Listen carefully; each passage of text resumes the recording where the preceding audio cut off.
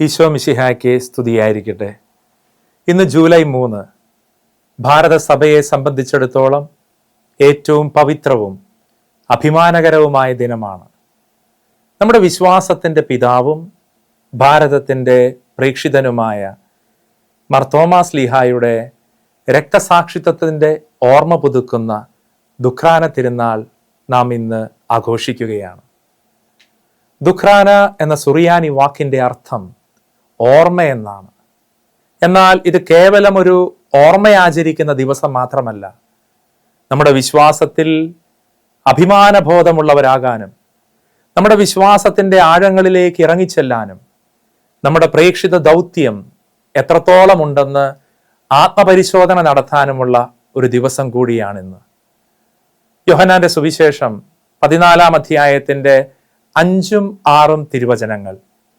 Thomas ലീഹ ഈശോയോട് ചോദിക്കുന്ന ഒരു സുപ്രധാനമായ ചോദ്യമുണ്ട്.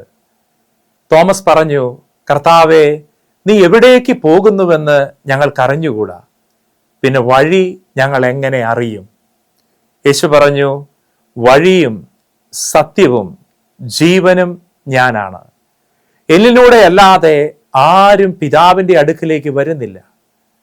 ഈ വചനം അതിൻ്റെ പൂർണ്ണതയിൽ യാഥാർത്ഥ്യമാക്കിയ തോമാസ് ലീഹായെയാണ് ഈ തിരുനാളിൽ നാം ധ്യാനിക്കുക. വഴിയും സത്യവും ജീവനുമായ യേശുവിനെ ജീവിതത്തിൽ സാക്ഷ്യപ്പെടുത്തിയ തോമാസ് ലീഹ. ഒന്നാമതായിട്ട് നമുക്ക് ധ്യാനിക്കാം, സത്യമറിയാൻ ആഗ്രഹിക്കുന്ന, സത്യത്തിൻ്റെ പക്ഷത്ത് നിലയുറപ്പിക്കുന്ന ഒരു തോമാസ് ലീഹായെ. യോഹന്നാന്റെ സുവിശേഷം 20-ാം അധ്യായം 24 മുതലുള്ള തിരുവചനങ്ങളിൽ തോമസിന്റെ സംശയത്തെക്കുറിച്ച് നമ്മൾ വായിക്കുന്നുണ്ട്.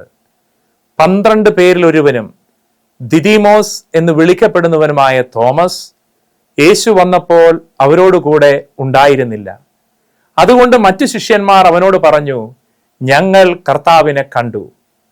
എന്നാൽ അവൻ പറഞ്ഞു, അവന്റെ കൈകളിൽ ആണികളുടെ പഴുതുകൾ ഞാൻ കാണുകയും അവയിൽ എൻ്റെ വിരലിടുകയും അവന്റെ പാർശ്വത്തിൽ എൻ്റെ കൈ വയ്ക്കുകയും ചെയ്തല്ലാതെ ഞാൻ വിശ്വസിക്കുകയില്ല. പ്രിയമുള്ളവരെ, മറ്റുള്ളവരുടെ വിശ്വാസത്തിൻ്റെ അനുഭവത്തിൻ്റെ വെളിച്ചത്തിൽ മാത്രം ജീവിക്കുന്ന ഒരു വിശ്വാസിയാകാൻ തോമാസ് ലീഹ ആഗ്രഹിച്ചില്ല. അവന് ക്രിസ്തുവിനെ സ്വന്തമായി അനുഭവിക്കണമായിരുന്നു. സ്വന്തം ജീവിതത്തിൽ സത്യം തിരിച്ചറിയുവാനുള്ള, അനുഭവിക്കുവാനുള്ള തീക്ഷ്ണമായ ആഗ്രഹം തോമസിനുണ്ടായിരുന്നു. നമ്മൾ ഇന്ന് ജീവിക്കുന്ന ഈ കാലഘട്ടത്തിലേക്ക് നോക്കിയാൽ ഒരുപാട് കെട്ടുകഥകളുടെയും അസത്യങ്ങളുടെയും പരദൂഷണങ്ങളുടെയും വ്യക്തിഹത്യകളുടെയും കാലമാണ്. വ്യക്തികളെക്കുറിച്ചും സ്ഥാപനങ്ങളെക്കുറിച്ചും സഭാധികാരികളെക്കുറിച്ചും ഊതിപ്പെരിപ്പിച്ച വാർത്തകൾ നമ്മുടെ കാതുകളിൽ വന്ന് പതിക്കുമ്പോൾ അത് വെള്ളം തൊടാതെ നിഷ്കളങ്കമായി വിശ്വസിക്കുന്ന ഒരു വ്യക്തിയാണോ ഞാൻ? അതോ കേൾക്കുന്ന വാർത്തകളിലെ സത്യമേത് അസത്യമേത് എന്ന് തിരിച്ചറിയുവാനുള്ള ഒരു താല്പര്യം നമുക്കുണ്ടോ? സത്യം അറിയുന്നത് യേശുവിനെ അറിയുന്നതിലൂടെയാണ്. വിശ്വാസത്തിൽ ജാഗ്രത പുലർത്തേണ്ട ഈ കാലഘട്ടത്തിൽ ക്രിസ്തുവിനെ വ്യക്തിപരമായി അനുഭവിക്കുവാൻ ദാഹമുള്ളവരാകാൻ തോമാസ് ലീഹ നമ്മെ പ്രചോദിപ്പിക്കുന്നു. കാരണം അറിവും അനുഭവവും കൂടിച്ചേരുമ്പോഴാണ് വിശ്വാസത്തിന്റെ ബോധ്യങ്ങൾ ഒരാളിൽ രൂപപ്പെടുക. രണ്ടാമതായിട്ട്, തോമാസ് ലീഹായുടെ വഴി യേശുവിൻ്റെ വഴിയായിരുന്നു. വഴി എന്നത് ബൈബിളിൽ ജീവിത രീതിയെയും ദൈവത്തിലേക്കുള്ള യാത്രയെയുമാണ് സൂചിപ്പിക്കുക. ക്രിസ്തുവിൻ്റെ വഴി ഒരുവന്റെ മാർഗമായി തീരുമ്പോൾ അവനിൽ രൂപപ്പെടുന്ന, വെളിപ്പെടുന്ന ഒന്നാണ് ധീരത.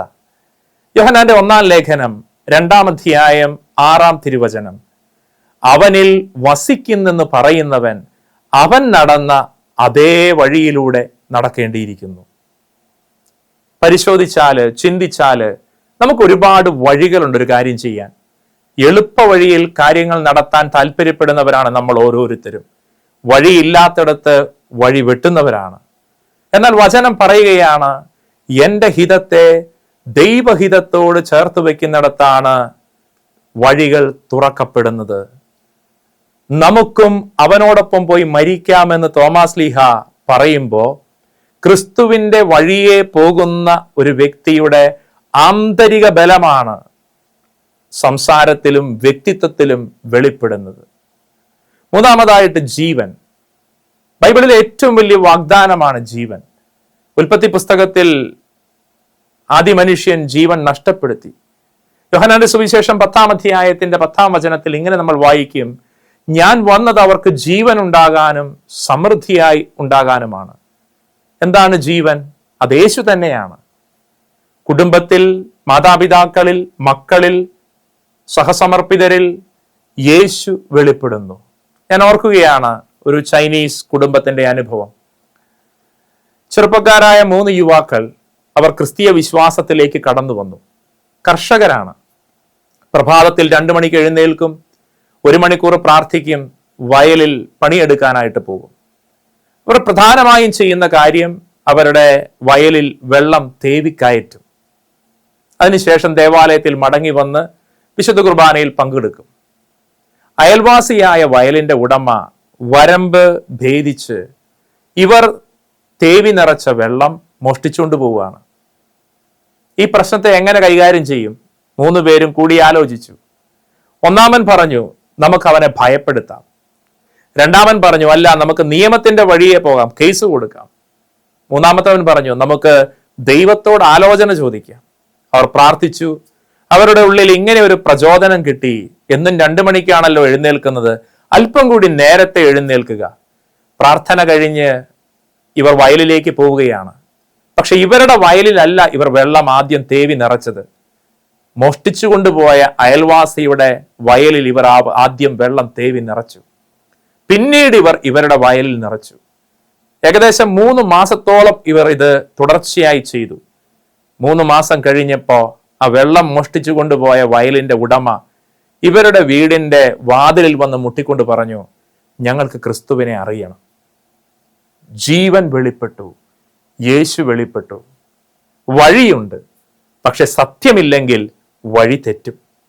സത്യമുണ്ട്, പക്ഷെ ജീവൻ ഇല്ലെങ്കിൽ അത് വെറും അറിവാകും. ജീവൻ വേണമെങ്കിൽ യേശുവിലൂടെ നടക്കണം. പ്രിയമുള്ളവരെ, ദുഃഖാന തിരുനാളാണ്. തോമാസ് ലീഹായെ കുറിച്ച് ധ്യാനിക്കുമ്പോൾ ഈ ഒരു വചനം മനസ്സിൽ സൂക്ഷിക്കുന്നത് അനുഗ്രഹീതമാണ്. വഴിയും സത്യവും ജീവനും ഞാനാണെന്ന് യേശു പറഞ്ഞ ആ വഴി, ആ സത്യം, ആ ജീവൻ, അതിനോട് 100% വിശ്വസ്തത പുലർത്തി ആ വചനത്തെ പൂർണ്ണമായും ജീവിച്ചു കാണിച്ച തോമാസ് ലീഹ ഈ തിരുനാളിൽ നമ്മളെ പ്രചോദിപ്പിക്കട്ടെ. നമ്മുടെ ജീവിതത്തിലും വഴിയും സത്യവും ജീവനുമായ യേശു മാംസം ധരിക്കട്ടെ. അതിന് തോമാസ് ലീഹായുടെ മാധ്യസ്ഥം നമുക്ക് ചോദിക്കാം. ഏവർക്കും ദുഃഖാന തിരുനാളിന്റെ മംഗളങ്ങൾ സ്നേഹത്തോടെ ആശംസിക്കുന്നു. തോമാസ് ലീഹായുടെ മാധ്യസ്ഥം നമ്മുടെ കുടുംബങ്ങളെ ശക്തിപ്പെടുത്തട്ടെ.